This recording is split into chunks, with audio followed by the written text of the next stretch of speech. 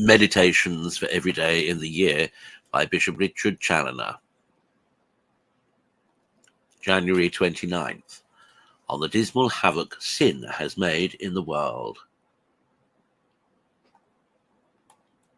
Consider first the havoc this monstrous evil of willful sin made in its first conception in heaven itself, when one sin, consented to but in thought, changed in an instant millions of most beautiful angels into ugly devils, cast them out of heaven, and condemned them eternally to hell. O dreadful poison that can thus blast in a moment so many legions of heavenly spirits! O dreadful guilt that can draw such dismal and irrevocable judgment from a God, whose very nature is goodness, and who loves all his works, upon his favourite creatures. And thou, my soul, that knowest this, how didst thou ever dare to sin?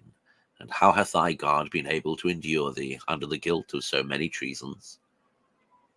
Consider, secondly, the havoc sin has made upon earth, when this monster, banished from heaven, was entertained by our first parents in the earthly paradise. Alas, in one moment it strips them and all their race of that original justice, innocence, and sanctity in which they were created, and of all the gifts of divine grace. It wounded them in all the powers of the soul. It gave them up to the tyranny of Satan. It cast them out of paradise, and condemned them both to a temporal and eternal death. In the meantime, it let loose upon them a whole army of all manner of evils, both of soul and body, which are all of them the dismal consequences of sin, and has entailed upon all mankind an inexpressible weakness with regard to the doing of good, and a violent inclination to evil, which has filled the world with innumerable sins, and with innumerable most dreadful judgments, both upon individuals and upon whole nations, in punishment of sin. Consider thirdly, that sin, by infecting and corrupting so many of the principal creatures of God, has in some measure blasted the whole creation, and subjected the whole to many evils, which the Apostle, Romans 8:20-21, calls the servitude of corruption, as also vanity, inasmuch as by occasion of sin they are also liable to a perpetual instability and a variety of defects.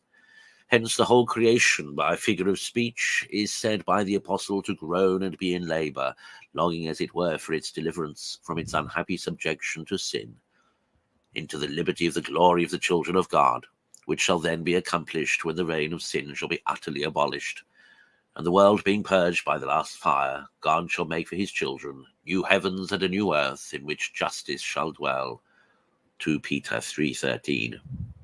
Oh, when shall that happy hour come? When shall this hellish monster, sin, be for ever excluded from all other parts of the creation and shut up in its proper place, never to come out to blast the world any more? Conclude, to abhor the evil that has made such dreadful havoc both in heaven and earth, and to spare no pains for the abolishing of it, both in thyself and in all others.